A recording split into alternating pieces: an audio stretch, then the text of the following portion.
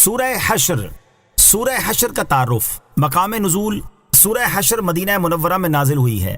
رکوع اور آیات کی تعداد. اس صورت میں 3 رکوع اور 24 آیتیں ہیں. حشر نام رکھنے کی وجہ. حشر کا معنی ہے لوگوں کو اکٹھا کرنا، اور اس صورت کی دوسری آیت میں بنو نذیر کے یہودیوں کے پہلے حشر یعنی انہیں اکٹھا کر کے مدینے سے نکال دیے جانے کا ذکر کیا گیا ہے. اس مناسبت سے اسے سورہ حشر کہتے ہیں. سورہ حشر کی فضیلت. حضرت معقل بن یسار رضی اللہ تعالیٰ عنہ سے روایت ہے، پیارے آقا علیہ الصلوۃ والسلام نے ارشاد فرمایا، جس نے صبح کے وقت 3 مرتبہ اعوذ باللہ السمیع العلیم من الشیطان الرجیم کہا اور سورہ حشر کی آخری 3 آیات کی تلاوت کی تو اللہ تعالیٰ 70,000 فرشتے مقرر کر دیتا ہے جو شام تک اس کے لیے دعائیں مغفرت کرتے رہتے ہیں، اور اگر اسی دن انتقال کر جائے تو شہید کی موت مرے گا، اور جو شخص شام کے وقت اسے پڑھے تو اس کا بھی یہی مرتبہ ہے. سورہ حشر کے مضامین. اس سورت کا مرکزی مضمون یہ ہے کہ اس میں بنو نذیر کے یہودیوں کو مدینہ منورہ سے جلا وطن کرنے کے بارے میں بیان کیا گیا اور مسلمانوں کو چند شرعی احکام بتائے گئے ہیں. نیز اس سورت میں یہ مضامین بیان کیے گئے ہیں. نمبر 1، اس سورت کی ابتدا میں بتایا گیا کہ انسان، حیوان، نباتات، جمادات، الغرض کائنات کی ہر چیز ہر نقص و عیب سے اللہ تعالیٰ کی پاکی بیان کرتی ہے، اس کی قدرت و وحدانیت کی گواہی دیتی ہے اور اس کی عظمت کا اقرار کرتی ہے. نمبر 2، یہ بتایا گیا کہ بنو نذیر کے یہودیوں نے پیارے آقا علیہ الصلوۃ والسلام سے کیے ہوئے معاہدے کی خلاف ورزی کی اور آپ صلی اللہ تعالیٰ علیہ وسلم کو شہید کرنے کی سازش کی، تو اس کے نتیجے میں انہیں مدینہ منورہ سے جلا وطن کر دیا گیا. نمبر 3، فے کے مال کے احکام بیان کیے گئے اور مسلمانوں کو حکم دیا گیا کہ نبی پاک علیہ الصلوۃ والسلام جو کچھ انہیں عطا فرمائے وہ لے لیں اور جس سے منع فرمائے اس سے باز رہیں اور اللہ تعالیٰ سے ڈرتے رہیں. نمبر 4، اللہ تعالیٰ نے مہاجرین و انصار اور ان کے بعد آنے والے مسلمانوں کی عظمت و شان بیان فرمائی اور یہ بتایا کہ جو اپنے نفس کے لالچ سے بچا لیا گیا تو وہی کامیاب ہیں. نمبر 5، منافقوں کی باطنی خباثت ذکر کی گئی اور یہ بتایا گیا کہ کس طرح انہوں نے یہودیوں سے ان کی مدد کرنے کے خفیہ وعدے کیے اور کس طرح یہ اپنے وعدوں سے منہ پھیر گئے. نیز ان منافقوں کو شیطان سے تشبیہ دی گئی اور یہ بتایا گیا کہ جس نے شیطان کی باتوں میں آ کر کفر کیا تو وہ اور شیطان دونوں جہنم کی آگ میں ہمیشہ رہیں گے. نمبر 6، مسلمانوں کو تقوی و پرہیزگاری اختیار کرنے، آخرت کی تیاری کرنے اور سابقہ امتوں کے احوال سے عبرت و نصیحت حاصل کرنے کا حکم دیا گیا اور یہ بتایا گیا کہ دوزخ والے اور جنت والے برابر نہیں اور جنت والے ہی کامیاب ہیں. نمبر 7، اس صورت کے آخر میں قرآن مجید کی عظمت بیان کی گئی اور اسے نازل کرنے والے رب تعالیٰ کے عظیم اور جلیل اوصاف اور اس کے اسماء حسنہ بیان کیے گئے. سورہ مجادلہ کے ساتھ مناسبت. سورہ حشر کی اپنے سے ماقبل سورت مجادلہ کے ساتھ ایک مناسبت یہ ہے کہ سورہ مجادلہ کے آخر میں ان صحابہ کرام کا ذکر کیا گیا جنہوں نے غزوہ بدر میں اپنے قریبی رشتہ داروں کو قتل کر دیا تھا، اور سورہ حشر میں غزوہ بدر کے بعد ہونے والے غزوے بنو نذیر اور یہودیوں کی جلا وطنی کا ذکر کیا گیا. دوسری مناسبت یہ ہے کہ سورہ مجادلہ میں پیارے آقا علیہ الصلوۃ والسلام کی مدد کی جانے کی خبر دی گئی اور سورہ حشر کی ابتدا میں ذکر کیا گیا کہ یہودیوں کے مقابلے میں پیارے آقا علیہ الصلوۃ والسلام کی مدد کی گئی ہے. بسم اللہ الرحمن الرحیم. ترجمہ. اللہ کے نام سے شروع جو نہایت مہربان رحمت والا ہے. سبح للہ ما فی السماوات وما فی الارض وهو العزیز الحکیم. هو الذی اخرج الذین کفروا من اہل الکتاب من دیارہم لأول الحشر ما ظننتم ان يخرجوا وظنوا انهم مانعتهم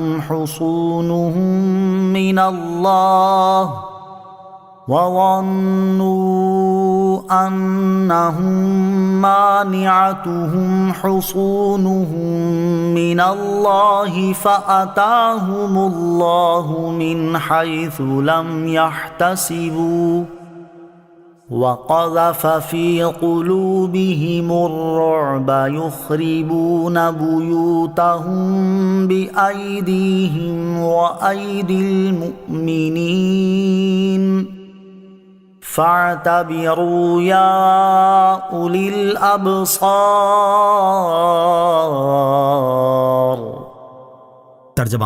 اللہ کی پاکی بیان کی ہر اس چیز نے جو آسمانوں میں اور جو زمین میں ہے، اور وہی بہت عزت والا بڑا حکمت والا ہے. وہی ہے جس نے ان کافر کتابیوں کو ان کے گھروں سے ان کے پہلے حشر کے وقت نکالا. تمہیں گمان نہ تھا کہ وہ نکلیں گے اور وہ سمجھتے تھے کہ ان کے قلعے انہیں اللہ سے بچا لیں گے، تو اللہ کا حکم ان کے پاس وہاں سے آیا جہاں سے انہیں گمان بھی نہ تھا، اور اس نے ان کے دلوں میں رعب ڈال دیا، وہ اپنے گھروں کو اپنے ہاتھوں سے اور مسلمانوں کے ہاتھوں سے ویران کرتے ہیں، تو اے آنکھوں والو عبرت حاصل کرو۔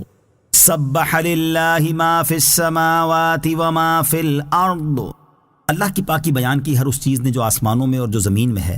اس آیت سے معلوم ہوا کہ ہر چیز زبان قال یا حال سے اللہ تعالیٰ کی تسبیح کرتی ہے، جسے ہم نہیں سمجھتے، مگر ان کی تسبیح کی تاثیر جدا گانا ہے، جیسے سبزے کی تسبیح سے عذاب قبر دور ہوتا ہے۔ هو الذی اخرج الذین کفروا من اہل الکتاب، وہی ہے جس نے ان کافر کتابیوں کو نکالا۔ شان نزول، مفسرین فرماتے ہیں کہ یہ سورت بنو نذیر کے بارے میں نازل ہوئی۔ یہ لوگ یہودی تھے۔ جب نبی کریم علیہ الصلوۃ والسلام مدینہ طیبہ میں رونق افروز ہوئے تو انہوں نے حضور سے اس شرط پر صلح کی کہ نہ آپ کے ساتھ ہو کر کسی سے لڑیں گے اور نہ آپ سے جنگ کریں گے۔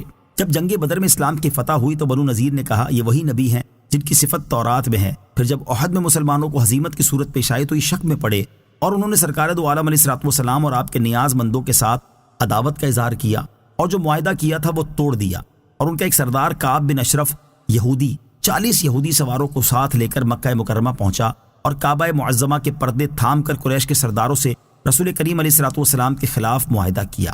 اللہ تعالیٰ کے علم دینے سے نبی پاک علیہ الصلوۃ والسلام اس حال پر مطلع تھے، اور بنو نذیر سے ایک خیانت اور بھی واقع ہو چکی تھی کہ انہوں نے قلعے کے اوپر سے تاجدار رسالت علیہ الصلوۃ والسلام پر فاسد ارادے سے ایک پتھر گرانے کا قصد کیا۔ اللہ تعالیٰ نے نبی پاک علیہ الصلوۃ والسلام کو خبردار کر دیا اور اللہ تعالیٰ کے فضل سے آپ محفوظ رہے۔ غرض جب بنو نذیر کے یہودیوں نے خیانت کی اور عہد شکنی کی اور کفار قریش سے پیارے آقا علیہ الصلوۃ والسلام کے خلاف عہد کیا تو حضور پرنور علیہ الصلوۃ والسلام نے حضرت محمد بن مسلمہ انصاری رضی اللہ تعالیٰ عنہ کو حکم دیا اور انہوں نے کعب بن اشرف کو قتل کر دیا۔ پھر حضور انور علیہ الصلوۃ والسلام لشکر کے ساتھ بنو نذیر کی طرف روانہ ہوئے اور ان کا محاصرہ کر لیا۔ یہ محاصرہ 21 روز رہا۔ اس درمیان میں منافقین نے یہودیوں سے ہمدردی اور موافقت کے بہت معاہدے کیے، لیکن اللہ تعالیٰ نے ان سب کو ناکام کیا، یہودیوں کے دلوں میں رعب ڈالا اور آخرکار انہیں حضور اقدس علیہ الصلوۃ والسلام کے حکم سے جلا وطن ہونا پڑا اور وہ شام، اریحہ اور خیبر کی طرف چلے گئے۔ اس آیت کا خلاصہ یہ ہے کہ اللہ تعالیٰ وہی ہے جس نے بنو نذیر کے یہودیوں کو مدینہ منورہ میں موجود ان کے گھروں سے ان کے پہلے حشر کے وقت نکالا۔ یہ جلا وطنی ان کا پہلا حشر ہے، اور ان کا دوسرا حشر یہ ہے کہ امیر المومنین حضرت عمر رضی اللہ تعالیٰ عنہ نے انہیں اپنے زمانہ خلافت میں خیبر سے شام کی طرف نکالا۔ یہ دوسری تفسیر یہ ہے کہ یہ جلا وطنی ان کا پہلا حشر ہے اور آخری حشر روز قیامت کا حشر ہے کہ آگ سب لوگوں کو سرزمین شام کی طرف لے جائے گی اور وہیں ان پر قیامت قائم ہوگی۔ اس کے بعد اہل اسلام سے خطاب فرمایا جاتا ہے کہ اے مسلمانوں، تمہیں گمان نہ تھا کہ وہ مدینہ منورہ سے نکلیں گے، کیونکہ وہ قوت اور لشکر والے تھے، مضبوط قلعے رکھتے تھے، ان کی تعداد کثیر تھی، جاگیردار اور صاحب مال تھے، اور وہ یہودی سمجھتے تھے ان کے قلعے انہیں اللہ تعالیٰ سے بچا لیں گے، اور اللہ تعالیٰ کا حکم ان کے پاس وہاں سے آیا جہاں سے انہیں گمان بھی نہ تھا، اور انہیں اس بات کا خطرہ بھی نہ تھا کہ مسلمان ان پر حملہ آور ہو سکتے ہیں۔ اللہ تعالیٰ نے ان کے سردار کعب بن اشرف کے قتل سے ان کے دلوں میں رعب ڈالا، جس کے بعد وہ اپنے گھروں کو اپنے ہاتھوں سے ویران کرتے اور انہیں ڈھاتے ہیں تاکہ جو لکڑی وغیرہ انہیں اچھی معلوم ہو وہ جلا وطن ہوتے وقت اپنے ساتھ لے جائیں، جبکہ مسلمانوں کے ہاتھوں سے کفار کے گھر اس طور پر ویران ہوتے ہیں کہ ان کے مکانوں کے جو حصے باقی رہ جاتے ہیں انہیں مسلمان گرا دیتے تھے تاکہ جنگ کے لیے میدان صاف ہو جائے۔ تو اے آنکھیں رکھنے والو، ان یہودیوں کے طرز عمل اور ان کے انجام سے عبرت حاصل کرو اور ان جیسے افعال کرنے سے بچو۔ ولولا أن كتب الله عليهم الجلاء لعذبهم في الدنيا ولهم في الآخرة عذاب النار ذلك بأنهم شاقوا الله ورسوله ومن يشاق الله فإن الله شديد العقاب۔ ترجمہ، اور اگر یہ بات نہ ہوتی کہ اللہ نے ان پر گھروں سے اجڑنا لکھ دیا تھا تو ضرور وہ دنیا ہی میں انہیں عذاب دے دیتا، اور ان کے لیے آخرت میں آگ کا عذاب ہے۔ یہ سزا اس لیے ہے کہ انہوں نے اللہ اور اس کے رسول علیہ الصلوۃ والسلام کی مخالفت کی، اور جو اللہ کی مخالفت کرے تو بے شک اللہ سخت سزا دینے والا ہے۔ وَلَوْلَا أَن كَتَبَ اللَّهُ عَلَيْهِمُ الْجَلَاءَ، اگر یہ بات نہ ہوتی کہ اللہ نے ان پر گھروں سے اجڑنا لکھ دیا تھا۔ اس آیت اور اس کے بعد والی آیت کا خلاصہ یہ ہے کہ اگر یہ بات نہ ہوتی کہ اللہ تعالیٰ نے ان یہودیوں کا مال اور اولاد کے ساتھ گھروں سے جلا وطن ہونا لکھ دیا تھا تو وہ دنیا ہی میں انہیں عذاب دے دیتا، اور بنو قریظہ کے یہودیوں کی طرح انہیں بھی قتل اور قید میں مبتلا کرتا، اور یہ لوگ خواہ جلا وطن کیے جائیں یا قتل کیے جائیں، بہرحال ان کے لیے آخرت میں آگ کا عذاب ہے جس سے سخت کوئی عذاب نہیں۔ انہیں یہ سزا اس لیے دی گئی ہے کہ یہ لوگ اللہ تعالیٰ اور اس کے رسول صلی اللہ تعالیٰ علیہ وسلم کی مخالفت کرتے رہے، اور قانون یہ ہے کہ جو اللہ تعالیٰ اور اس کے رسول کی مخالفت کرے تو بے شک اللہ تعالیٰ اسے سخت سزا دینے والا ہے۔ ما قطعتم من لينة أو تركتموها قائمة على أصولها فبإذن الله وليخزي الفاسقين۔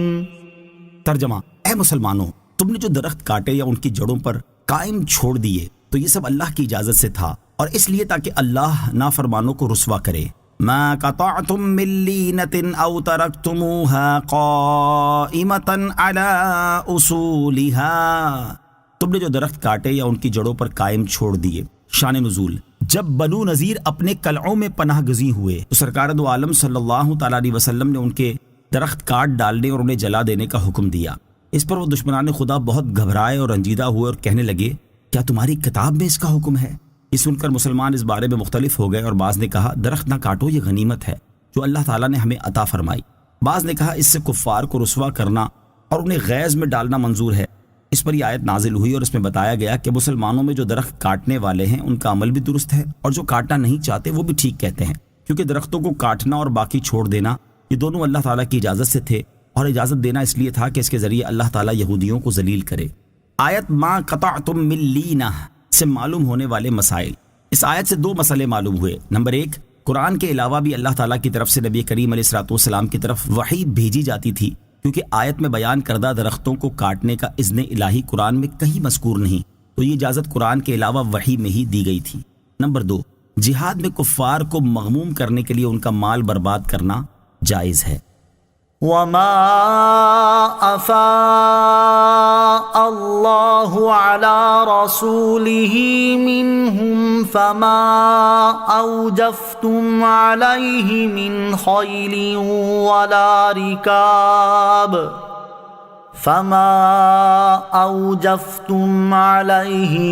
خيل ولا ركاب ولكن الله يسلط رسله على من يشاء والله على كل شيء قدير۔ ترجمہ: اور اللہ نے اپنے رسول کو ان سے جو غنیمت دلائی تو تم نے اس پر نہ اپنے گھوڑے دوڑائے تھے اور نہ اونٹ۔ ہاں، اللہ اپنے رسولوں کو جس پر چاہتا ہے غلبہ دے دیتا ہے، اور اللہ ہر شے پر خوب قادر ہے۔ وما افاء اللہ علی رسولہ منہم، اور اللہ نے اپنے رسول کو ان سے جو غنیمت دلائی۔ بنو نذیر کے یہودیوں کو دی جانے والی سزا بیان کرنے کے بعد اب یہاں سے ان اموال کا حکم بیان کیا جا رہا ہے جو ان سے حاصل ہوئے۔ چنانچہ اس آیت کا خلاصہ یہ ہے کہ اللہ تعالیٰ نے اپنے رسول علیہ الصلوۃ کو بنو نذیر کے یہودیوں سے جو غنیمت دلائی تو تم نے ان پر نہ اپنے گھوڑے دوڑائے تھے اور نہ اونٹ، یعنی اس کے لیے تمہیں کوئی مشقت اور کوفت نہیں اٹھانا پڑی، صرف 2 میل کا فاصلہ تھا، سب لوگ پیدل چلے گئے اور صرف رسول کریم صلی اللہ تعالیٰ علیہ وسلم سوار ہوئے۔ ہاں، اللہ تعالیٰ اپنے رسولوں علیہ الصلوۃ کو جس دشمن پر چاہتا ہے غلبہ دے دیتا ہے، اور اللہ تعالیٰ ہر شے پر قادر ہے۔ مراد یہ ہے کہ بنو نذیر سے جو مال غنیمت حاصل ہوئے ان کے لیے مسلمانوں کو جنگ نہیں کرنا پڑی، بلکہ اللہ تعالیٰ نے اپنے رسول علیہ الصلوۃ کو ان پر مسلط کر دیا۔ تو یہ مال حضور اکرم علیہ الصلوۃ کی مرضی پر موقوف ہے، وہ جہاں چاہیں خرچ کریں۔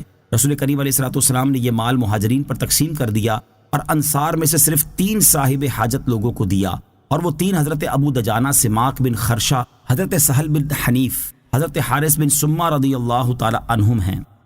ما افاء اللہ علی رسولہ من اہل القرى فللہ وللرسول ولذی القربى والیتامى والمساکین وابن السبیل كَيْ لَا يَكُونَ دُولَةً بَيْنَ الْأَغْنِيَاءِ مِنْكُمْ وما آتاكم الرسول فخذوه وما نهاكم عنه فانتهوا واتقوا الله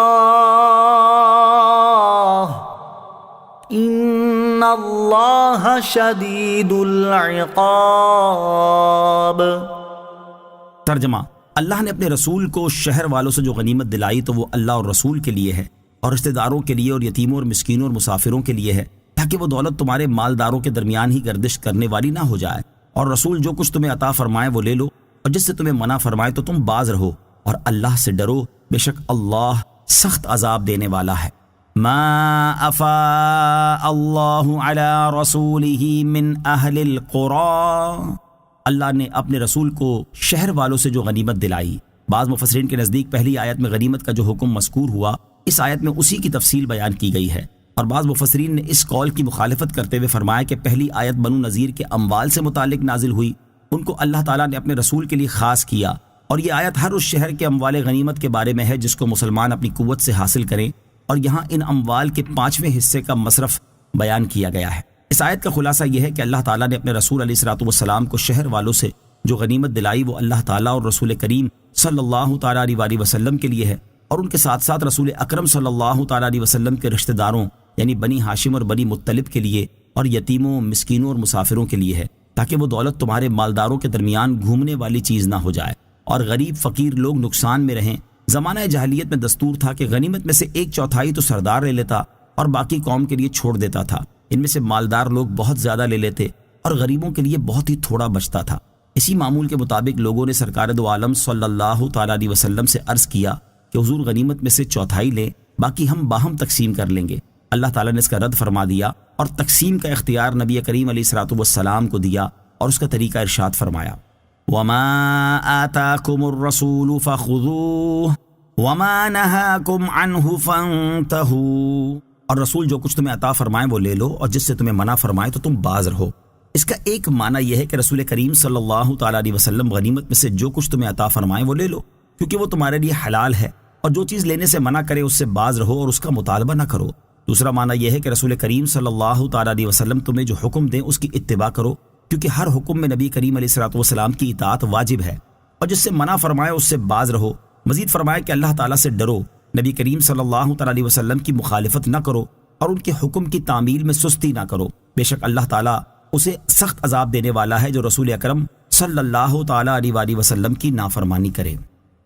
للفقراء المهاجرين الذين أخرجوا من ديارهم وأموالهم يبتغون فضلا من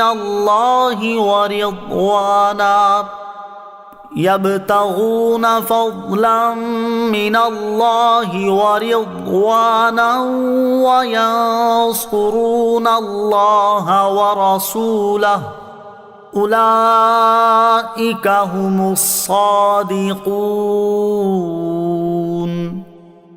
ترجمہ: ان فقیر مہاجروں کے لیے جو اپنے گھروں اور اپنے مالوں سے نکالے گئے اس حال میں کہ اللہ کی طرف سے فضل اور رضا چاہتے ہیں اور اللہ اور اس کے رسول کی مدد کرتے ہیں، وہی لوگ سچے ہیں۔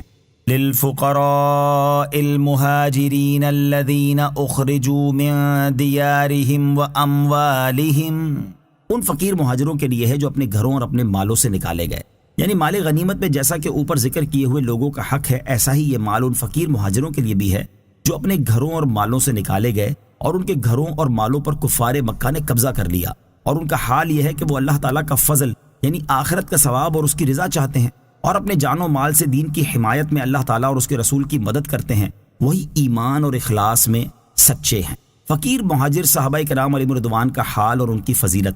حضرت قتادہ رضی اللہ تعالیٰ عنہ فرماتے ہیں کہ ان مہاجرین نے گھر، مال اور کنبے اللہ تعالیٰ اور رسول کریم صلی اللہ تعالیٰ علیہ وسلم کی محبت میں چھوڑے اور اسلام کو قبول کیا، اور ان تمام شدتوں اور سختیوں کو گوارا کیا جو اسلام قبول کرنے کی وجہ سے انہیں پیش آئیں۔ ان کی حالتیں یہاں تک پہنچی کہ بھوک کی شدت سے پیٹ پر پتھر باندھتے تھے اور سردیوں میں کپڑا نہ ہونے کے باعث گڑھوں اور غاروں میں گزارا کرتے تھے۔ ان صحابہ کرام علیہ رضوان کی فضیلت کے بارے میں حضرت عبداللہ بن عمر رضی اللہ تعالیٰ عنہما سے روایت ہے، رسول کریم علیہ الصلوۃ والسلام نے ارشاد فرمایا، فقراء مہاجرین مالداروں سے 40 سال پہلے جنت میں جائیں گے۔ دوسری حدیث میں حضرت ابو سعید خدری رضی اللہ تعالیٰ عنہ سے روایت ہے، حضور پر نور علیہ الصلوۃ والسلام نے ارشاد فرمایا، اے تنگ دست مہاجرین کے گروہ، تمہیں بشارت ہو، قیامت کے دن تم مکمل نور کے ساتھ امیر لوگوں سے نصف دن پہلے جنت میں داخل ہوگے، اور یہ نصف دن 500 برس کے برابر ہے۔ نوٹ، یاد رہے کہ فقراء مہاجرین بعض مالداروں سے 40 برس پہلے جنت میں جائیں گے اور بعض سے 500 برس پہلے جنت میں جائیں گے، لہٰذا پہلے والی حدیث اس حدیث کے خلاف نہیں، جیسا کہ مفتی احمد یار خان نعیمی رحمۃ اللہ تعالی پہلی حدیث کی شرح میں فرماتے ہیں۔ خیال رہے کہ یہ فقراء بعض امیروں سے 40 سال پہلے اور بعض امیروں سے 500 سال پہلے جنت میں جائیں گے، لہٰذا یہ حدیث 500 برس والی حدیث کے خلاف نہیں۔ آیت للفقراء المہاجرین سے معلوم ہونے والے مسائل۔ اس آیت سے 4 مسئلے معلوم ہوئے۔ نمبر 1، اس آیت میں اللہ تعالیٰ نے ان مہاجر مسلمانوں کو فقراء فرمایا جو اپنے اموال وغیرہ مکہ معظمہ میں چھوڑ کر آئے تھے۔ اس سے معلوم ہوا کہ اگر کفار مسلمانوں کے مال پر قبضہ کر لیں تو وہ اس کے مالک ہو جائیں گے۔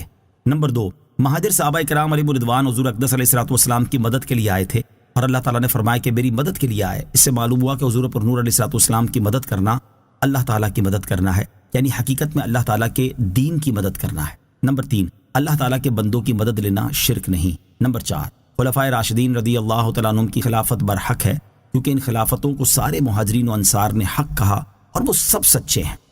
والذین تبوأوا الدار والایمان من قبلهم يحبون من هاجر الیہم ولا یجدون فی صدورهم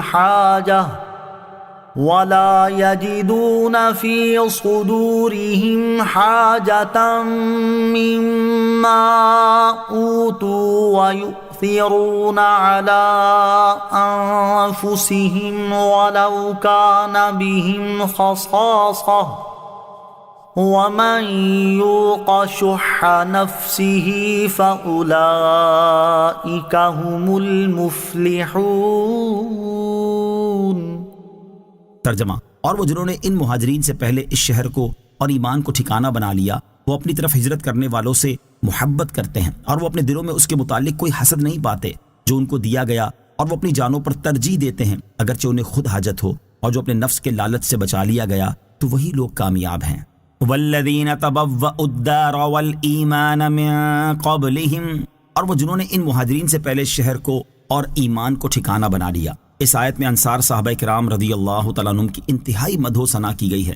چنانچہ اس آیت کا خلاصہ یہ ہے کہ جنہوں نے مہاجرین سے پہلے یا ان کی ہجرت سے پہلے بلکہ نبی کریم علیہ الصلوۃ والسلام کی تشریف آوری سے پہلے اس شہر مدینہ کو اپنا وطن اور ایمان کو اپنا ٹھکانہ بنا لیا، اسلام لائے اور حضور اقدس علیہ الصلوۃ والسلام کی تشریف آوری سے 2 سال پہلے مسجدیں بنائیں، ان کا حال یہ ہے کہ وہ اپنی طرف ہجرت کرنے والوں سے محبت کرتے ہیں اور اس کا عملی ثبوت دیتے ہوئے اپنے گھروں میں انہیں ٹھہراتے اور اپنے مالوں میں نصف کا انہیں شریک کرتے ہیں، اور وہ اپنے دلوں میں اس مال کے بارے میں کوئی خواہش اور طلب نہیں پاتے جو ان مہاجرین کو دیا گیا، اور وہ اپنے اموال اور گھر ایثار کر کے مہاجرین کو اپنی جانوں پر ترجیح دیتے ہیں اگرچہ انہیں خود مال کی حاجت ہو، اور جس کے نفس کو لالچ سے پاک کیا گیا تو وہی کامیاب ہیں۔ نوٹ، بعض مفسرین کے نزدیک اس آیت کا تعلق پچھلی آیات کے ساتھ ہے، اور اس میں انصار صحابہ کرام رضی اللہ تعالیٰ عنہم کے لیے بھی اس مال کا حصہ بیان کیا گیا ہے جو بنو نذیر کے یہودیوں سے حاصل ہوا۔ انصار صحابہ کرام رضی اللہ تعالیٰ عنہم کا بے مثل ایثار۔ انصار صحابہ کرام نے مہاجر صحابہ کرام رضی اللہ تعالیٰ عنہم کے ساتھ جس اخوت، محبت اور ایثار کا مظاہرہ کیا، تاریخ میں اس کی مثال ملنا انتہائی مشکل ہے۔ یہاں ان کے ایثار کے 3 واقعات سماعت کیجیے۔ نمبر 1، حضرت ابو ہریرہ رضی اللہ تعالیٰ عنہ سے روایت ہے، حضور اقدس صلی اللہ تعالیٰ علیہ وسلم کی بارگاہ میں انصار نے عرض کی، ہمارے اور ہمارے مہاجر بھائیوں کے درمیان کھجور کے درخت تقسیم فرما دیجیے۔ آپ صلی اللہ تعالیٰ علیہ وسلم نے انکار فرما دیا۔ انصار نے مہاجرین سے کہا، آپ محنت کی ذمہ داری لے لیں اور ہم آپ کو پھلوں میں شریک کر لیتے ہیں۔ مہاجرین نے کہا، ہمیں آپ کی بات منظور ہے۔ نمبر 2، حضرت انس رضی اللہ تعالیٰ عنہ فرماتے ہیں، اور یہ بخاری شریف کی حدیث ہے، حضور انور علیہ الصلوۃ والسلام نے بحرین میں جاگیریں بخشنے کے لیے انصار کو بلایا تو انہوں نے عرض کی، اگر آپ نے یہی کرنا ہے تو ہمارے قریشی بھائیوں کے لیے لکھ دیجئے، حالانکہ وہ نبی کریم علیہ الصلوۃ والسلام کے پاس نہ تھے۔ حدیث نمبر 3، بخاری شریف کی حدیث۔ حضرت ابو ہریرہ رضی اللہ تعالیٰ عنہ فرماتے ہیں کہ رسول کریم صلی اللہ تعالیٰ علیہ وآلہ وسلم کی خدمت میں ایک شخص حاضر ہوا اور عرض کی، یا رسول اللہ صلی اللہ تعالیٰ علیہ وآلہ وسلم، مجھے بھوک لگی ہوئی ہے۔ آپ نے ازواج مطہرات رضی اللہ تعالیٰ عنہن کے پاس کسی کو بھیج کر معلوم کیا، لیکن کھانے کی کوئی چیز نہ ملی۔ حضور اقدس علیہ الصلوۃ والسلام نے ارشاد فرمایا، جو شخص آج رات اسے مہمان بنائے گا اللہ تعالیٰ اس پر رحم فرمائے۔ انصار میں سے ایک شخص کھڑے ہوئے اور عرض کی یا رسول اللہ صلی اللہ تعالیٰ علیہ وسلم میں حاضر ہوں۔ چنانچہ وہ اس آدمی کو اپنے گھر لے گئے اور اپنی زوجہ سے کہا رسول اللہ صلی اللہ تعالیٰ علیہ وسلم کا مہمان آیا ہے، لہٰذا تم نے اس سے کوئی چیز بچا کر نہیں رکھنی۔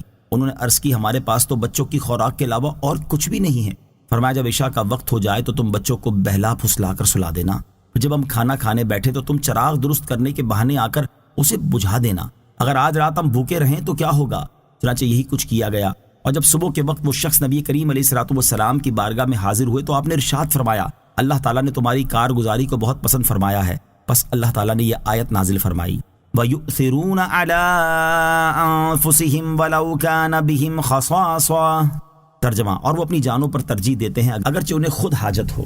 نفس کے لالچ سے پاک کیے جانے والے کامیاب ہیں۔ اس آیت سے معلوم ہوا کہ جن حضرات کے نفس کو لالچ سے پاک کر دیا گیا وہ حقیقی طور پر کامیاب ہیں، اور یہ بھی معلوم ہوا کہ نفس کے لالچ جیسی بری عادت سے بچنا بہت مشکل ہے، اور جس پر اللہ تعالیٰ کی خاص رحمت ہو تو وہی اس عادت سے بچ سکتا ہے۔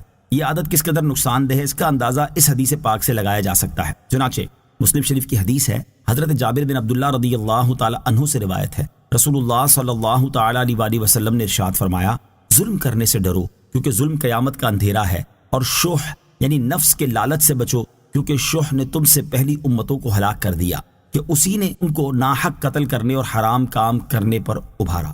اور اس سے بچنا کس قدر فائدہ مند ہے اس کا اندازہ اس روایت سے لگایا جا سکتا ہے۔ مروی ہے کہ حضرت عبد الرحمن بن عوف رضی اللہ تعالیٰ عنہ بیت اللہ شریف کا طواف کر رہے اور یہ دعا مانگ رہے تھے، اے اللہ عز و جل مجھے میرے نفس کی حرص سے بچا۔ اس سے زائد وہ کچھ نہیں کہتے تھے۔ جب ان سے اس کے بارے میں استفسار کیا گیا تو انہوں نے فرمایا جب مجھے میرے نفس کی حرص سے محفوظ رکھا گیا تو نہ میں چوری کروں گا، نہ زنا کروں گا، اور نہ ہی میں نے اس قسم کا کوئی کام کیا ہے۔ اللہ تعالی ہم پر اپنا رحم فرمائے اور ہمیں نفس کے حرص اور لالچ سے محفوظ فرمائے، آمین۔ آیت والذین تبوأوا الدار والایمان من قبلہم سے حاصل ہونے والی معلومات۔ اس آیت سے 3 باتیں معلوم ہوئی۔ نمبر 1، صحابہ کرام رضی اللہ تعالی عنہم کی عظمت و شان اور ان کے اوصاف بیان کرنا اللہ تعالیٰ کی سنت ہے۔ نمبر 2، انصار صحابہ کرام رضی اللہ تعالی عنہم کی تعریف میں اللہ تعالیٰ نے یہ فرمایا کہ وہ مہاجر صحابہ کرام رضی اللہ تعالی عنہم سے محبت کرتے ہیں۔ اس سے معلوم ہوا کہ تمام مہاجر صحابہ کرام رضی اللہ تعالی عنہم سے محبت کرنا کمال ایمان کی نشانی ہے۔ نمبر 3، سرکار دو عالم علیہ الصلوۃ والسلام کی برکت سے انصار صحابہ کرام رضوان اللہ تعالی علیہ مجمعین کے دل ایسے پاک کر دیے گئے کہ وہ مہاجر صحابہ کرام سے حسد نہیں کرتے اور ان کے ساتھ محبت و ایثار کا سلوک کرتے ہیں۔ والذین جاءوا من بعدهم يقولون ربنا اغفر لنا ولإخواننا الذين سبقونا بالإيمان ولا تجعل في قلوبنا غلا للذين آمنوا ولا تجعل في قلوبنا غلا للذين آمنوا ربنا إنك رؤوف رحيم۔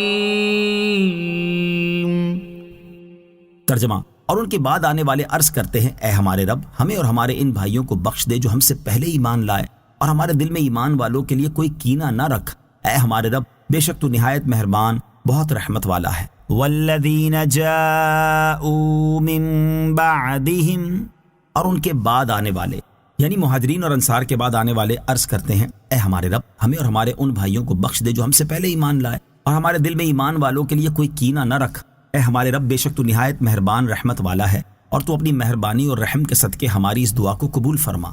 یاد رہے کہ مہاجرین و انصار کے بعد آنے والوں میں قیامت تک پیدا ہونے والے تمام مسلمان داخل ہیں، اور ان سے پہلے ایمان لانے والوں میں تمام صحابہ کرام علیہم رضوان داخل ہیں۔ صحابہ کرام علیہم رضوان سے بغض رکھنے والے ایمان والوں کی اقسام سے خارج ہیں۔ اس سے معلوم ہوا کہ صحابہ کرام علیہم رضوان کے بارے میں دل میں کینہ نہ رکھنا ایمان کی علامت، اور ان کے بارے میں بغض سے بچنے کی دعا کرنا مسلمانوں کا طریقہ ہے۔ صدر الافاضل مفتی نعیم الدین مراد آبادی علیہ رحمۃ اللہ الہادی فرماتے ہیں جس کے دل میں کسی صحابی کی طرف سے بغض یا کدورت ہو اور وہ ان کے لیے دعائے رحمت و استغفار نہ کرے، وہ مومنین کی اقسام سے خارج ہے، کیونکہ یہاں مومنین کی 3 قسمیں فرمائی گئیں، مہاجرین، انصار اور ان کے بعد والے جو ان کے تابع ہوں، اور ان کی طرف سے دل میں کوئی کدورت نہ رکھیں اور ان کے لیے دعائے مغفرت کریں۔ تو جو صحابہ سے کدورت رکھے، رافضی ہو یا خارجی، وہ مسلمانوں کی ان 3 قسموں سے خارج ہے۔ صحابہ کرام علیہم رضوان سے بغض رکھنے کا نتیجہ، صحابہ کرام رضی اللہ تعالی عنہم وہ مبارک ہستیاں ہیں جنہیں اللہ تعالیٰ نے اپنے پیارے حبیب صلی اللہ تعالیٰ علیہ وآلہ وسلم کی صحبت اختیار کرنے کے لیے منتخب فرمایا اور ان کی عظمت و شان کو قرآن مجید میں بیان فرمایا۔ لیکن افسوس کچھ لوگ خود کو مسلمان بھی کہتے ہیں اور ان کے سینے صحابہ کرام رضی اللہ تعالیٰ عنہم کے بغض سے بھرے ہوئے ہیں۔ انہیں صحابہ کرام کے لیے استغفار کرنے کا حکم دیا گیا، لیکن یہ انہیں گالیاں دیتے ہیں، جیسا کہ ام المومنین حضرت عائشہ صدیقہ رضی اللہ تعالیٰ عنہا نے فرمایا، لوگوں کو حکم تو یہ دیا گیا کہ صحابہ کرام علیہ رضوان کے لیے استغفار کریں، اور کرتے یہ ہیں کہ انہیں گالیاں دیتے ہیں۔ ایسے لوگوں کے لیے اس حدیث پاک میں بڑی عبرت ہے۔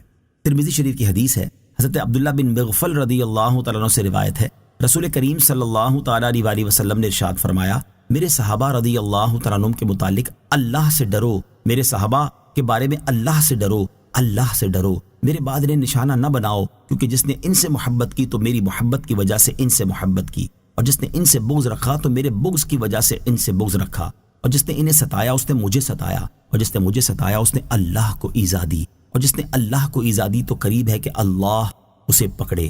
اللہ تعالیٰ ایسے لوگوں کو ہدایت اور عقل سلیم عطا فرمائے اور ان کے دلوں کو صحابہ کرام رضی اللہ تعالیٰ عنہم کی عظمت و شان سے معمور فرمائے، آمین۔ مسلمانوں سے بغض نہ رکھنے کے سبب جنت کی بشارت ملی۔ آیت پاک میں مذکور دعا سے یہ بھی معلوم ہوا کہ ہمیں اپنے دل میں کسی بھی مسلمان کے بارے میں بغض اور کینہ نہیں رکھنا چاہیے۔ یہاں اسی سے متعلق ایک حدیث پاک سماعت کیجیے۔ چنانچہ حضرت انس رضی اللہ تعالیٰ عنہ فرماتے ہیں، ایک بار ہم سرکار دو عالم صلی اللہ تعالیٰ علیہ وسلم کی بارگاہ میں حاضر تھے تو آپ صلی اللہ تعالیٰ علیہ وسلم نے ارشاد فرمایا، ابھی اہل جنت میں سے ایک آدمی تمہارے سامنے آئے گا۔ تو انصار میں سے ایک شخص آیا جس کی داڑھی سے وضو کا پانی ٹپک رہا تھا اور وہ بائیں ہاتھ میں اپنا جوتا لٹکائے ہوئے تھا۔ تو جب دوسرا دن ہوا تو رسول اللہ صلی اللہ تعالیٰ علیہ وسلم نے فرمایا، ابھی تمہارے سامنے اہل جنت میں سے ایک آدمی آئے گا۔ چنانچہ وہی آدمی اپنے پہلے دن والی کیفیت کے مطابق آیا۔ پھر جب تیسرا دن آیا تو نبی پاک علیہ الصلوۃ والسلام نے پھر اسی طرح ارشاد فرمایا، پھر وہی آدمی آیا۔ جب رسول کریم علیہ الصلوۃ والسلام تشریف لے گئے تو حضرت عبداللہ بن عمرو بن عاص رضی اللہ تعالیٰ عنہ اس آدمی کے پیچھے گئے اور فرمایا، میرا اپنے والد سے جھگڑا ہو گیا ہے اور میں نے یہ قسم کھائی ہے کہ میں 3 راتیں اس کے پاس نہیں جاؤں گا، لہٰذا اگر آپ مناسب خیال کریں تو میری قسم کا وقت ختم ہونے تک مجھے اپنے پاس رہنے کی اجازت دے دیں۔ اس نے کہا ٹھیک ہے۔ حضرت انس رضی اللہ تعالیٰ عنہ فرماتے ہیں، حضرت عبداللہ بن عمر رضی اللہ تعالیٰ عنہما نے بتایا کہ انہوں نے 3 راتیں اس کے ساتھ گزاری۔ اس دوران انہوں نے رات میں کسی بھی وقت اس آدمی کو اٹھتے نہیں دیکھا، البتہ اس کا حال یہ تھا کہ جب وہ اپنے بستر پر کروٹ بدلتا تو اللہ تعالیٰ کا ذکر کرتا اور اس کی عظمت و کبریائی بیان کرتا، یہاں تک کہ وہ صبح کی نماز کے لیے اٹھا اور خوب اچھی طرح وضو کیا، اور میں نے اسے کلمہ خیر کہنے کے علاوہ کچھ کہتے نہیں سنا۔ جب 3 راتیں گزر گئیں اور قریب تھا کہ میں اس کے عمل کو کم گمان کرتا تو میں نے کہا، اے اللہ کے بندے، بے شک میرے اور میرے والد کے درمیان کوئی جھگڑا اور ناراضی نہیں ہے اور نہ ہی کوئی فراق اور جدائی ہے۔ اصل بات یہ ہے کہ میں نے رسول اللہ صلی اللہ تعالیٰ علیہ وسلم کو تمہارے بارے میں 3 مجالس میں 3 بار یہ فرماتے سنا ہے کہ ابھی تمہارے سامنے اہل جنت میں سے ایک آدمی داخل ہوگا، اور تینوں بار تم ہی آئے۔ چنانچہ میں نے ارادہ کیا کہ تمہارے پاس ٹھہر کر تمہارے عمل کو دیکھوں۔ میں نے تمہیں کوئی بڑا عمل کرتے نہیں پایا، تو وہ کون سا عمل ہے جس کی وجہ سے تم نے رسول کریم علیہ الصلوۃ والسلام کی زبان اقدس سے یہ فضیلت پائی؟ اس نے کہا، میرا عمل وہی ہے جو آپ نے دیکھا۔ یہ بات سن کر میں واپس جانے کے لیے پلٹا تو اس نے مجھے بلایا اور کہا، عمل تو وہی ہے جو آپ نے دیکھ لیا، البتہ میں اپنے دل میں کسی مسلمان کے بارے میں کوئی کینہ نہیں رکھتا، اور جو خیر و برکت اللہ تعالیٰ نے اسے عطا فرمائی اس پر کبھی حسد نہیں کرتا۔ یہ سن کر حضرت عبداللہ بن عمر رضی اللہ تعالیٰ عنہ نے اس سے فرمایا، یہی وہ عمل ہے جس نے تجھے جنت میں پہنچا دیا ہے، اور یہی وہ عمل ہے جس کی ہم طاقت اور استطاعت نہیں رکھتے۔ اللہ تعالیٰ ہمیں بھی اپنے مسلمان بھائیوں کے ساتھ بغض اور کینہ رکھنے سے محفوظ فرمائے، آمین۔ آیت والذین جاءوا من بعدہم سے حاصل ہونے والی معلومات۔ اس آیت سے مزید 3 باتیں معلوم ہوئیں۔ نمبر 1، ہر مسلمان کو چاہیے کہ صرف اپنے لیے دعا نہ کرے بلکہ اپنے بزرگوں کے لیے بھی دعا کیا کرے۔ نمبر 2، بزرگان دین خصوصاً صحابہ کرام اور اہل بیت رضی اللہ تعالیٰ عنہم کے عرس، ختم، نیاز اور فاتحہ اعلیٰ چیزیں ہیں کہ ان میں ان بزرگوں کے لیے دعا ہے۔ نمبر 3، مومن کی پہچان یہ ہے کہ تمام صحابہ کرام اور اہل بیت رضی اللہ تعالیٰ عنہم سے اچھی عقیدت رکھے اور ان کے لیے دعائے مغفرت کرے۔ أَلَمْ تَرَ إِلَى الَّذِينَ نَافَقُوا يَقُولُونَ لِإِخْوَانِهِمُ الَّذِينَ كَفَرُوا مِنْ أَهْلِ الْكِتَابِ لَئِنْ أُخْرِجْتُمْ لَنَخْرُجَنَّ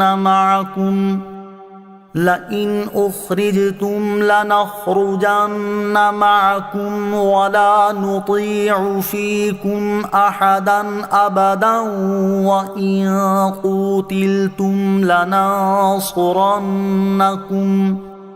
وَاللَّهُ يَشْهَدُ إِنَّهُمْ لَكَاذِبُونَ۔ ترجمہ، کیا تم نے منافقوں کو نہ دیکھا کہ اپنے اہل کتاب کافر بھائیوں سے کہتے ہیں کہ قسم ہے اگر تم نکالے گئے تو ضرور ہم تمہارے ساتھ نکلیں گے اور ہرگز تمہارے بارے میں کسی کا کہنا نہ مانیں گے، اور اگر تم سے لڑائی کی گئی تو ہم ضرور تمہاری مدد کریں گے، اور اللہ گواہی دیتا ہے کہ یقیناً وہ ضرور جھوٹے ہیں۔ الم تر الی الذین نافقوا، کیا تم نے منافقوں کو نہ دیکھا؟ اس آیت کا خلاصہ یہ ہے کہ اے حبیب صلی اللہ تعالیٰ علیہ وسلم، کیا آپ نے عبداللہ بن ابی سلول منافق اور اس کے ساتھیوں کو نہ دیکھا کہ اپنے اہل کتاب کافر بھائیوں بنو قریظہ اور بنو نذیر سے کہتے ہیں کہ اگر تم مدینہ منورہ سے نکالے گئے تو ضرور ہم تمہارے ساتھ جائیں گے، اور ہرگز تمہارے خلاف کسی کا کہا نہ مانیں گے، نہ مسلمانوں کا نہ رسول اکرم کا، اور اگر تم سے لڑائی ہوئی تو ہم ضرور تمہاری مدد کریں گے اور تمہارے ساتھ مل کر لڑیں گے۔ اللہ تعالیٰ گواہ ہے کہ یہودیوں سے منافقین کے یہ سب وعدے جھوٹے ہیں۔ آیت الم تر الی الذین نافقوا سے حاصل ہونے والی معلومات۔ اس آیت سے 4 باتیں معلوم ہوئیں۔ نمبر 1، منافق کفار کے بھائی ہیں، مومنوں کے بھائی نہیں، اگرچہ وہ بظاہر کلمہ پڑھتے ہیں لیکن وقت پر کفار ہی کا ساتھ دیتے ہیں۔ نمبر 2، کفار کو بھائی سمجھنا اور بھائی کہنا منافقوں کا کام ہے۔ نمبر 3، منافق در حقیقت کسی کا ساتھی نہیں اور نہ ہی اس کے وعدوں کا کوئی اعتبار ہے، نہ کفار کو اس پر اعتبار آتا ہے اور نہ مسلمانوں کو۔ نمبر 4، اللہ تعالیٰ اپنے حبیب علیہ الصلوۃ والسلام کو ان کی خفیہ رازوں پر اطلاع دیتا ہے، کیونکہ منافقوں کی یہ گفتگو نہایت رازداری کے ساتھ تنہائی میں ہوئی تھی۔ لئن اخرجوا لا يخرجون معهم ولئن قوتلوا لا ينصرونهم ولئن نصروهم ليولن الأدبار ثم لا ينصرون۔ ترجمہ، قسم ہے اگر وہ نکالے گئے تو یہ ان کے ساتھ نہ نکلیں گے، اور قسم ہے اگر ان سے لڑائی کی گئی تو یہ ان کی مدد نہ کریں گے، اور قسم ہے اگر یہ ان کی مدد کریں گے تو ضرور پیٹھ پھیر کر بھاگیں گے، پھر ان کی مدد نہ کی جائے گی۔ لئن اخرجوا لا يخرجون معهم، قسم ہے اگر وہ نکالے گئے تو یہ ان کے ساتھ نہ نکلیں گے۔ اس آیت میں منافقین کے حال کی خبر دیتے ہوئے ارشاد فرمایا گیا کہ اگر وہ یہودی مدینے سے نکالے گئے تو یہ منافق ان کے ساتھ نہ نکلیں گے، اور اگر ان یہودیوں سے لڑائی کی گئی تو یہ منافق ان کی مدد نہ کریں گے۔ چنانچہ ایسا ہی ہوا کہ یہودیوں کو مدینہ منورہ سے نکال دیا گیا اور منافقین ان کے ساتھ نہ نکلے، اور یہودیوں سے لڑائی ہوئی لیکن منافقوں نے یہودیوں کی مدد نہ کی۔ مزید ارشاد فرمایا کہ اگر بالفرض منافق یہودیوں کی مدد کریں گے تو ضرور پیٹھ پھیر کر بھاگ جائیں گے، پھر جب یہ مددگار بھاگ نکلیں گے تو منافقوں کی مدد نہ کی جائے گی، اللہ تعالیٰ انہیں ہلاک فرما دے گا اور ان کا کفر ظاہر ہونے کے بعد ان کا نفاق انہیں نفع نہ دے گا۔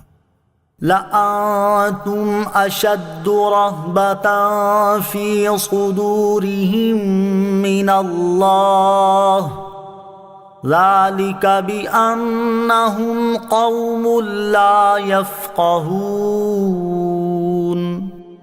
ترجمہ، بے شک ان کے دلوں میں اللہ سے زیادہ تمہارا ڈر ہے، یہ اس لیے کہ وہ ناسمجھ لوگ ہیں۔ لأنتم أشد رهبة في صدورهم من اللہ، بے شک ان کے دلوں میں اللہ سے زیادہ تمہارا ڈر ہے، یعنی اے مسلمانوں بے شک ان منافقوں کے دلوں میں اللہ تعالیٰ سے زیادہ تمہارا ڈر ہے کہ تمہارے سامنے تو کفر کا اظہار کرنے سے ڈرتے ہیں، اور یہ جانتے ہوئے بھی کہ اللہ تعالیٰ دلوں کی چھپی باتیں جانتا ہے، دل میں کفر رکھتے ہیں۔ ان کا یہ ڈر اس لیے ہے کہ وہ ناسمجھ لوگ ہیں، اللہ تعالیٰ کی عظمت کو نہیں جانتے، ورنہ جیسا اس سے ڈرنے کا حق ہے ویسا اس سے ڈرتے۔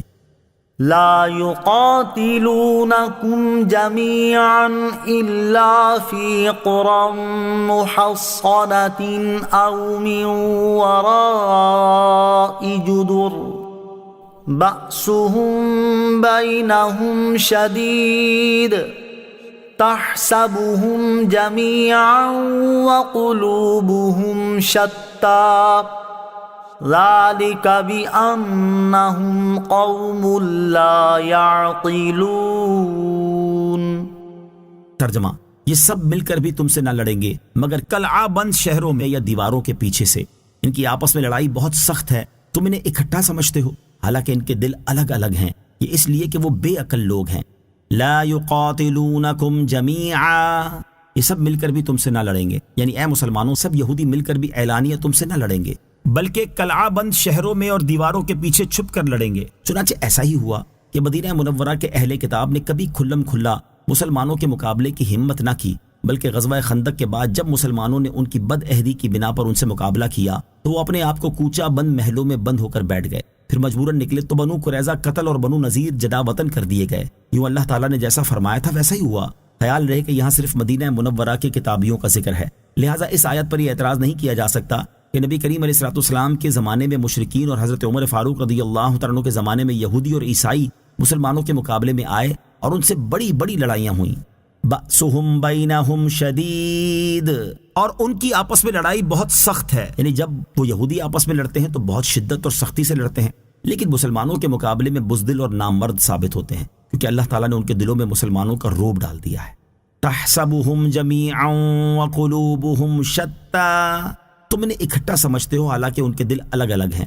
یعنی اے سننے والے، تم انہیں ایک متحد، متفق اور ایک دوسرے سے الفت رکھنے والی جماعت سمجھتے ہو، حالانکہ ان کے دل الگ الگ ہیں اور وہ ایک دوسرے سے کوئی الفت نہیں رکھتے. اور ان کے دلوں کا الگ الگ ہونا اس لیے ہے کہ وہ بے عقل لوگ ہیں، نہ حق کو پہچانتے ہیں اور نہ اس کی پیروی کرتے ہیں.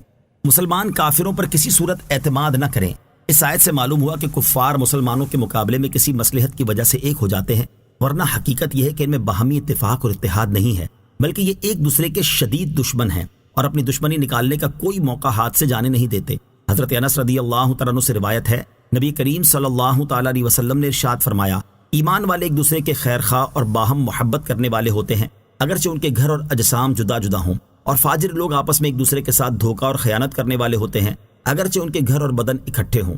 فی زمانہ بھی اس کے نظارے دیکھے جا رہے ہیں. لہٰذا مسلمانوں کو چاہیے کہ کفار پر کسی صورت اعتماد نہ کریں، بلکہ اپنے مسلمان بھائیوں پر اعتماد کریں، اور مسلمانوں کو بھی چاہیے کہ وہ ایک دوسرے کے اعتماد پر پورا اتریں. كمثل الذين من قبلهم قريبا ذاقوا وبال أمرهم وَلَهُمْ عَذَابٌ أَلِيمٌ. ترجمہ، ان کی مثال ان لوگوں کی مثال جیسی ہے جو ابھی قریب زمانے میں ان سے پہلے ہوئے ہیں اور انہیں اپنے کام کا وبال چکھا اور ان کے لیے دردناک عذاب ہے.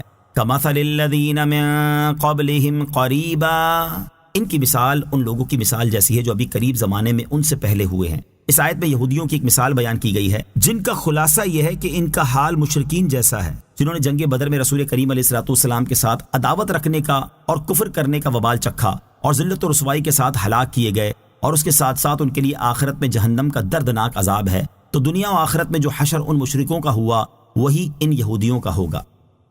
كمثل الشيطان إذ قال للإنسان اكفر فلما كفر قال إني بريء منك إني أخاف الله رب العالمين. ترجمہ، جیسے شیطان کی مثال جب اس نے آدمی سے کہا کفر کر، پھر جب اس نے کفر کر لیا تو کہا بے شک میں تجھ سے بیزار ہوں، بے شک میں اس اللہ سے ڈرتا ہوں جو سارے جہانوں کا رب ہے. کمثل الشیطان، جیسے شیطان کی مثال. اس آیت میں منافقوں اور یہودیوں کی ایک مثال بیان کی جا رہی ہے. اس کا خلاصہ یہ ہے کہ منافقوں کا بنو نذیر کے یہودیوں کے ساتھ سلوک ایسا ہے جیسے شیطان کی مثال کہ اس نے اپنے مکر و فریب سے آدمی کو کفر کرنے کا کہا، اور جب اس نے کفر کر لیا تو اس سے برات کا اظہار کرتے ہوئے کہہ دیا کہ میں تجھ سے بیزار ہوں اور بے شک میں اس اللہ تعالیٰ کے عذاب سے ڈرتا ہوں جو سارے جہان کا رب ہے. ایسے ہی منافقوں نے بنو نذیر کے یہودیوں کو مسلمانوں کے خلاف ابھارا، جنگ پر آمادہ کیا، ان سے مدد کے وعدے کیے، اور جب ان کے کہنے سے یہودیوں نے مسلمانوں سے جنگ کی تو منافق اپنے گھروں میں بیٹھے رہے اور یہودیوں کا ساتھ نہ دیا. مسلمانوں کو کفر میں مبتلا کرنے کے لیے شیطان کا ایک خطرناک طریقہ. یاد رہے کہ انسانوں کو کفر، گمراہی اور گناہ میں مبتلا کرنے کے لیے شیطان مختلف راستے اختیار کرتا اور طرح طرح کے طریقے آزماتا ہے. ان میں سے ایک راستہ یہ ہے کہ شیطان کسی کام کو بندے کے سامنے نیک بنا کر پیش کرتا ہے اور بندہ نیک عمل سمجھتے ہوئے وہ کام کرنا شروع کر دیتا ہے. پھر شیطان اسے رفتہ رفتہ گناہ کی طرف لے جاتا ہے، یہاں تک کہ بندہ گناہ میں مبتلا ہو جاتا ہے. پھر اس گناہ سے ہونے والی رسوائی سے بندے کو خوف زدہ کر کے دوسرے گناہ پر مجبور کرتا ہے. یوں اس سے گناہ در گناہ کرواتا رہتا ہے اور آخرکار بندے کو کفر کرنے پر مجبور کر دیتا ہے. اور جب بندہ کفر کر لیتا ہے تو شیطان اسے کفر کی اندھیری وادی میں تنہا چھوڑ کر چلا جاتا ہے، اور یہ بندہ کفر کی حالت میں موت کا شکار ہو کر ہمیشہ کے لیے جہنم کے دردناک عذاب میں مبتلا ہو جاتا ہے. یہاں اسی سے متعلق ایک عبرت انگیز حدیث پاک سماعت کیجیے. چنانچہ نبی کریم علیہ الصلوۃ والسلام نے ارشاد فرمایا، بنی اسرائیل میں ایک راہب تھا. شیطان نے ایک لونڈی کا گلا دبا دیا اور اس کے مالکوں کے دل میں یہ بات ڈال دی کہ اس کا علاج فلاں راہب کے پاس ہے. چنانچہ وہ اسے لے کر راہب کے پاس آئے تو اس نے ان کی بات ماننے سے انکار کر دیا. وہ مسلسل اصرار کرتے رہے یہاں تک کہ راہب علاج کرنے پر آمادہ ہو گیا. وہ لونڈی علاج کے لیے اس کے پاس موجود تھی کہ اس دوران شیطان راہب کے پاس آیا اور اس کے دل میں لونڈی کے ساتھ صحبت کرنے کا وسوسہ ڈالا. وہ مسلسل وسوسے ڈالتا رہا یہاں تک کہ راہب نے اس لونڈی کے ساتھ صحبت کر لی اور وہ اس سے حاملہ ہو گئی۔ اب شیطان نے راہب کے دل میں وسوسہ ڈالا کہ جب اس کے گھر والے آئیں گے اور انہیں یہ بات پتہ چلے گی تو رسوا ہو جائے گا، لہٰذا تو اسے قتل کر دے، اور جب اس کے گھر والے آئیں تو ان سے کہہ دینا کہ اس کا انتقال ہو گیا ہے۔ چنانچہ راہب نے اس لونڈی کو قتل کر کے دفن کر دیا۔ اس کے بعد شیطان لونڈی کے مالکوں کے پاس گیا اور انہیں وسوسے ڈالنے لگا اور ان کے دل میں یہ بات ڈالی کہ راہب نے لونڈی کو حاملہ کر دیا، پھر اسے قتل کر کے دفن کر دیا ہے۔ چنانچہ اس کے مالک راہب کے پاس آئے اور اس سے لونڈی کے بارے میں پوچھا تو اس نے کہا وہ تو مر گئی ہے۔ یہ سن کر مالکوں نے اسے پکڑ لیا۔ جب وہ اسے قتل کرنے لگے تو شیطان راہب کے پاس آیا اور کہنے لگا میں نے اس لونڈی کا گلا دبایا تھا اور میں نے ان لوگوں کے دلوں میں یہ بات ڈالی تھی کہ وہ اسے تمہارے پاس لائیں، اگر تم میری بات مان لو تو نجات پا جاؤ گے اور میں تمہیں ان لوگوں سے چھڑا لوں گا۔ اس نے پوچھا کیسے؟ شیطان نے کہا مجھے 2 سجدے کر دو۔ جب اس نے 2 سجدے کر لیے تو شیطان نے کہا میرا تم سے کوئی واسطہ نہیں۔ یہی وہ بات ہے جس کے بارے میں اللہ تعالیٰ ارشاد فرماتا ہے کمثل الشیطان اذ قال للانسان اکفر فلما کفر قال انی بریء منک انی اخاف اللہ رب العالمین۔ ترجمہ، جیسے شیطان کی مثال جب اس نے آدمی سے کہا کفر کر، پھر جب اس نے کفر کر لیا تو کہا بے شک میں تجھ سے بیزار ہوں، بے شک میں اس اللہ سے ڈرتا ہوں جو سارے جہانوں کا رب ہے۔ یہ حدیث پاک امام محمد غزالی رحمۃ اللہ تعالی علیہ نے احیاء العلوم میں بھی ذکر فرمائی ہے۔ اسے لکھنے کے بعد آپ رحمۃ اللہ تعالی علیہ فرماتے ہیں دیکھو کہ شیطان نے کیسے کیسے ہیلے بہانوں سے راہب کو ان کبیرہ گناہوں کی طرف مجبور کیا، اور اس کی بنیاد صرف یہ بنی کہ اس نے نیک کام سمجھ کر لونڈی کا علاج کرنا قبول کر لیا۔ بعض اوقات آدمی سمجھتا ہے کہ یہ ایک نیکی اور بھلائی کا کام ہے اور شیطان اس کے دل میں خفیہ طریقے سے یہ بات ڈالتا ہے کہ اسے یہ اچھا کام کرنا چاہیے، پھر وہ نیکی میں رغبت رکھنے والے آدمی کی طرح اس کام کو کرتا ہے یہاں تک کہ معاملہ اس کے اختیار سے نکل جاتا ہے اور وہ گناہ میں مبتلا ہو جاتا ہے۔ پھر ایک بات دوسری بات کی طرف لے جاتی ہے یہاں تک کہ اس کے لیے چھٹکارے کی کوئی صورت باقی نہیں رہتی۔ لہٰذا ہر مسلمان کو چاہیے کہ وہ شیطان کے اس خطرناک طریقے سے ہوشیار رہے اور بطور خاص کسی عورت کے ساتھ اچھائی کرنے سے پہلے اس بات پر خوب غور کر لے کہ یہ چیز آگے چل کر اسے گناہ میں مبتلا تو نہ کر دے گی۔ اگر اس کا ذرا سا بھی اندیشہ نظر آئے تو ہرگز اپنے نفس پر اعتماد کرتے ہوئے بظاہر اچھا نظر آنے والا وہ کام نہ کرے کہ اسی میں اس کے دین کی سلامتی اور ایمان کی حفاظت کا سامان ہے۔ اللہ تعالی ہمارے ایمان کی حفاظت فرمائے اور ہمیں شیطان کے مکر و فریب سے بچائے، آمین۔ فَكَانَ عَاقِبَتَهُمَا أَنَّهُمَا فِي النَّارِ خَالِدَيْنِ فِيهَا وَذَلِكَ جَزَاءُ الظَّالِمِينَ۔ ترجمہ، تو ان دونوں کا انجام یہ ہوا کہ وہ دونوں آگ میں ہوں گے، ہمیشہ اس میں رہیں گے اور ظالموں کی یہی سزا ہے۔ فَكَانَ عَاقِبَتَهُمَا، تو ان دونوں کا انجام یہ ہوا، یعنی شیطان اور کفر کرنے والے اس انسان کا اخروی انجام یہ ہوا کہ وہ دونوں جہنم کی آگ میں ہیں اور ہمیشہ اس میں رہیں گے، اور ظالموں کی یہی سزا ہے کہ وہ ہمیشہ جہنم کی آگ میں رہیں۔ یا ایھا الذین آمنوا اتقوا اللہ ولتنظر نفس ما قدمت لغد واتقوا اللہ ان اللہ خبیر بما تعملون۔ ترجمہ، اے ایمان والو اللہ سے ڈرو اور ہر جان دیکھے کہ اس نے کل کے لیے آگے کیا بھیجا ہے، اور اللہ سے ڈرو، بے شک اللہ تمہارے اعمال سے خوب خبردار ہے۔ یا ایھا الذین آمنوا اتقوا اللہ، اے ایمان والو اللہ سے ڈرو۔ گزشتہ آیات میں یہودیوں کی عہد شکنی اور منافقین کے مکر و فریب کو بیان کیا گیا، اور اب یہاں سے ایمان والوں کو نصیحت کی جا رہی ہے۔ چنانچہ اس آیت کا خلاصہ یہ ہے کہ اے ایمان والو، تم جو کام کرتے ہو اور جو چھوڑتے ہو ہر ایک میں اللہ تعالیٰ سے ڈرو اور اس کے حکم کی مخالفت نہ کرو، اور ہر جان دیکھے کہ اس نے قیامت کے دن کے لیے کیا اعمال کیے، اور تمہیں مزید تاکید کی جاتی ہے کہ اللہ تعالیٰ سے ڈرو اور اس کی اطاعت و فرما برداری میں سرگرم رہو، بے شک اللہ تعالیٰ تمہارے اعمال سے خبردار ہے۔ لہٰذا جب گناہ کرنے لگو تو سوچ لو کہ اللہ تعالیٰ ہمارے اس گناہ کو دیکھ رہا ہے، وہ قیامت کے دن اس کا حساب لے گا اور اس کی سزا دے گا۔ مراقبہ کی اصل اس آیت سے معلوم ہوا کہ ایک گھڑی غور و فکر کرنا بہت سے ذکر کرنے سے بہتر ہے۔ اپنے اعمال کے بارے میں سوچنا بہت افضل عمل ہے اور یہی مراقبہ ہے۔ حضرت ابو ہریرہ رضی اللہ تعالی عنہ سے روایت ہے، نبی اکرم صلی اللہ تعالی علیہ وسلم نے ارشاد فرمایا، آخرت کے معاملے میں گھڑی بھر غور و فکر کرنا 60 سال کی عبادت سے بہتر ہے۔ لہٰذا ہر مسلمان کو چاہیے کہ وہ اپنے اخروی معاملات کے بارے میں مراقبہ اور غور و فکر کرتا رہے۔ مراقبے کا معنی اور اس کی حقیقت بیان کرتے ہوئے امام محمد غزالی رحمۃ اللہ تعالی فرماتے ہیں مراقبے کا معنی یہ ہے نگہبانی کرنا۔ جس طرح اپنا مال شریک کے حوالے کر کے شرط رکھی جاتی ہے اور عہد و پیمان کے بعد بھی بے خبر ہو کر نہیں بیٹھ رہتے، اسی طرح ہر وقت نفس کی خبر گیری کرتے رہنا بھی ضروری ہے، کیونکہ اگر تم اس سے غافل ہو گئے تو وہ کاہلی اور خواہشات کو پورا کرنے کے سبب پھر سے سرکش ہو جائے گا۔ مراقبے کی حقیقت یہ ہے کہ بندہ اس بات پر کامل یقین رکھے کہ اللہ تعالیٰ اس کے ہر فعل اور ہر خیال سے واقف ہے اور اس سے کسی بات کا کوئی پہلو پوشیدہ نہیں ہے۔ لوگ اگر صرف اس کے ظاہر کو دیکھتے ہیں تو اللہ تعالیٰ اس کے ظاہر و باطن دونوں کو دیکھتا ہے۔ جس نے یہ بات سمجھ لی اور یہ آگہی اس کے دل پر غالب آ گئی تو اس کا ظاہر و باطن زیور ادب سے آراستہ ہو جائے گا۔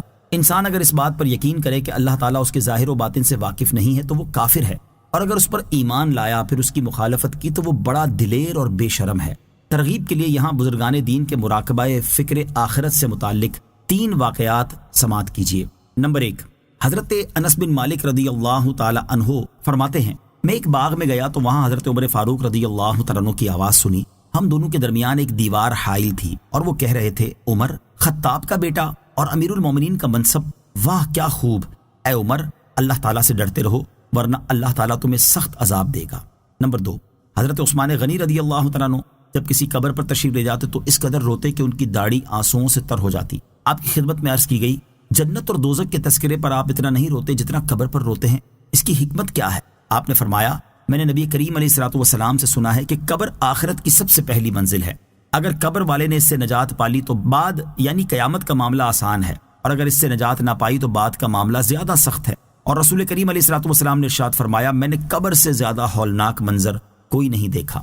نمبر 3، حضرت درار رضی اللہ تعالیٰ عنہ فرماتے ہیں، میں خدا کو گواہ بنا کر کہتا ہوں کہ میں نے امیر المومنین حضرت علی المرتضیٰ کرم اللہ تعالی وجہہ الکریم کو کئی مرتبہ دیکھا کہ رات کی تاریکی میں آپ اپنے محراب میں لرزاں و ترساں اپنی داڑھی مبارک تھامے ہوئے ایسے بے چین بیٹھے ہوتے کہ گویا زہریلے سانپ نے ڈس لیا ہو۔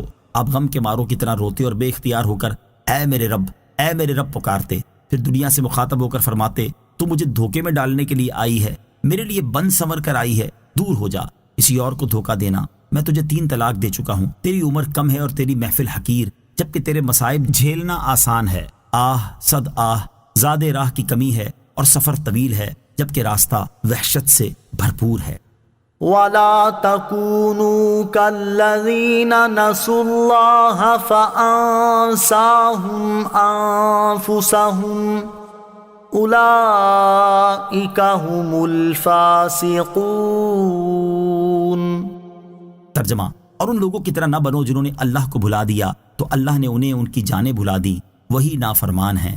وَلَا تَكُونُوا كَالَّذِينَ نَسُوا اللَّهَ، اور ان لوگوں کی طرح نہ بنو جنہوں نے اللہ کو بھلا دیا، یعنی اے ایمان والو ان یہودیوں اور منافقوں کی طرح نہ ہونا جنہوں نے اللہ تعالیٰ کے حقوق کو بھلا دیا اور جیسی اس کی قدر کرنے کا حق تھا ویسی قدر نہ کی، اور اس کے احکامات و ممنوعات کی ان کے حق کے مطابق رعایت نہ کی، تو اس کے سبب اللہ تعالیٰ نے انہیں اپنی جانوں کو بھول جانے والا بنا دیا، جس کا نتیجہ یہ ہوا کہ وہ اس چیز کو نہیں سنتے جو انہیں نفع دے اور وہ کام نہیں کرتے جو انہیں نجات دے، اور یہ بھول جانے والے ہی کامل فاسق ہیں۔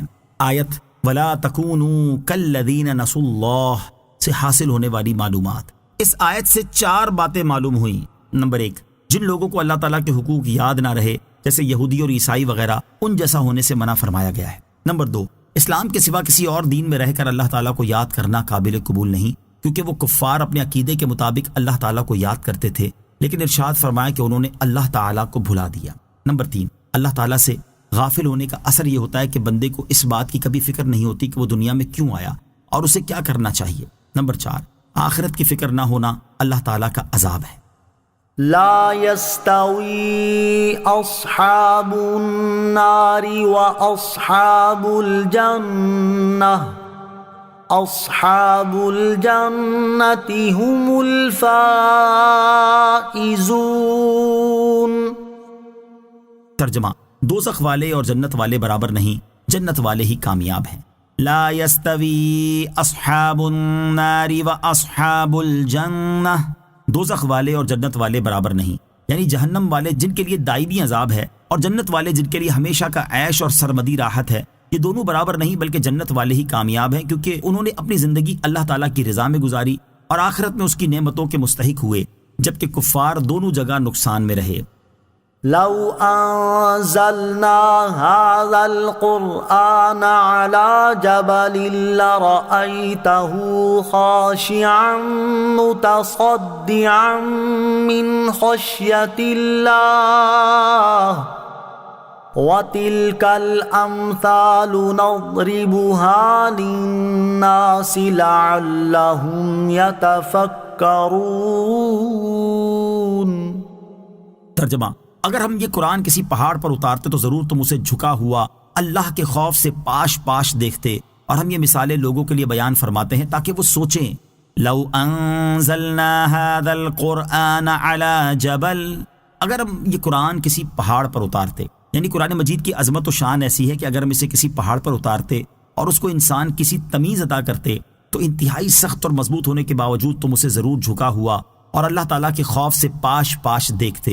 ہم یہ اور اس جیسی دیگر مثالیں لوگوں کے لیے بیان فرماتے ہیں تاکہ وہ سوچیں اور خیال کریں کہ جب ہم اشرف المخلوقات ہیں تو چاہیے کہ ہمارے اعمال بھی اشرف و اعلیٰ ہوں۔ نوٹ: یاد رہے کہ یہاں آیت میں قرآن سے مراد اللہ تعالیٰ کا کلام ہے، اور اتارنے سے مراد اس کلام کو اس کی عظمت کے ظہور کے ساتھ اتارنا مراد ہے۔ یعنی اگر ہم قرآن مجید کو اس کی عظمت ظاہر کرتے ہوئے پہاڑ پر اتار دیتے تو وہ اس کی تاب نہ لاتا اور پھٹ جاتا۔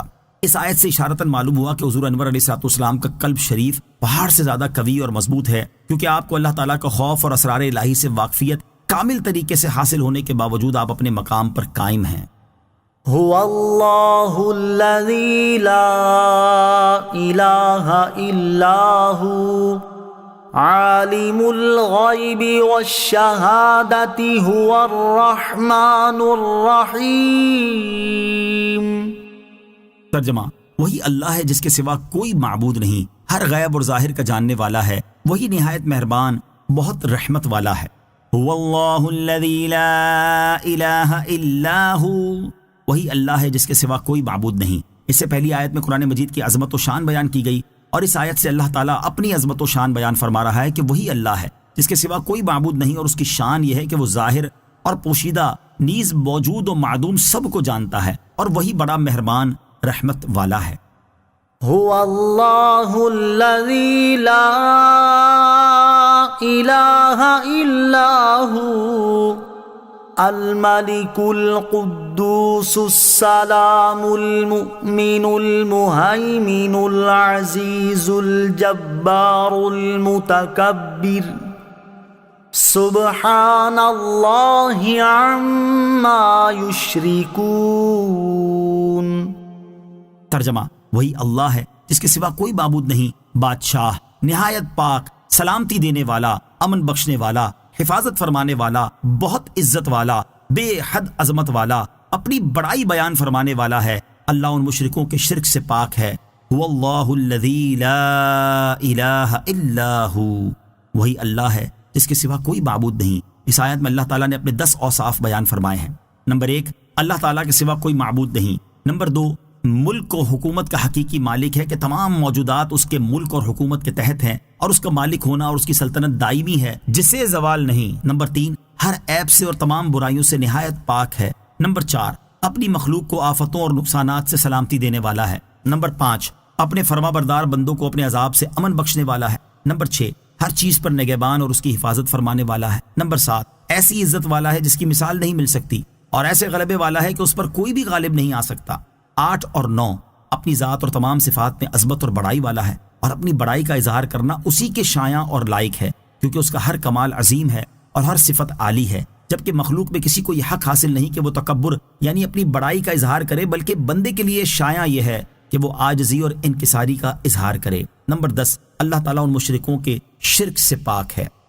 هو اللہ الخالق البارئ المصور له الاسماء الحسنى يسبح له ما في السماوات والارض وهو العزیز الحکیم۔ ترجمہ: وہی اللہ بنانے والا، پیدا کرنے والا، ہر ایک کو صورت دینے والا، سب اچھے نام اسی کے ہیں، آسمان اور زمین میں موجود ہر چیز اسی کی پاکی بیان کرتی ہے، اور وہی بہت عزت والا، بڑا حکمت والا ہے۔ هو اللہ الخالق، وہی اللہ بنانے والا، یعنی وہی اللہ ہے جس کی شان یہ ہے کہ وہ بنانے والا، عدم سے وجود میں لانے والا اور ہر ایک کو جیسی چاہے ویسی صورت دینے والا ہے۔ سب اچھے نام اسی کے ہیں جو کہ اس کی بلند صفات پر دلالت کرتے ہیں۔ آسمانوں اور زمین میں موجود ہر چیز تمام عیوب و نقائص سے اس کی پاکی بیان کرتی ہے، اور وہی حقیقی طور پر عزت والا، حکمت والا ہے۔ سورہ حشر کی آخری 3 آیات کی فضیلت۔ سورہ حشر کی آخری 3 آیات کی بڑی فضیلت ہے۔ حضرت ماقل بن یسار رضی اللہ تعالیٰ عنہ سے روایت ہے، رسول کریم صلی اللہ تعالیٰ علیہ وسلم نے ارشاد فرمایا، جس نے صبح کے وقت 3 مرتبہ اعوذ باللہ السمیع العلیم من الشیطان الرجیم کہا اور سورہ حشر کی آخری 3 آیات کی تلاوت کی تو اللہ تعالیٰ 70,000 فرشتے مقرر کر دیتا ہے جو شام تک اس کے لیے دعائے مغفرت کرتے رہتے ہیں، اور اگر اسی دن انتقال کر جائے تو شہید کی موت مرے گا، اور جو شخص شام کے وقت اسے پڑھے تو اس کا بھی یہی مرتبہ ہے۔ اس کی دوسری فضیلت یہ ہے، حضرت ابو امامہ باہلی رضی اللہ تعالیٰ عنہ سے روایت ہے، سرکار دو عالم صلی اللہ تعالیٰ علیہ وسلم نے ارشاد فرمایا، جس شخص نے رات یا دن میں سورہ حشر کی آخری 3 آیتیں پڑھی اور اسی رات یا دن میں اس کا انتقال ہو گیا تو اس نے جنت کو واجب کر لیا۔ آمنت باللہ صدق اللہ العظیم۔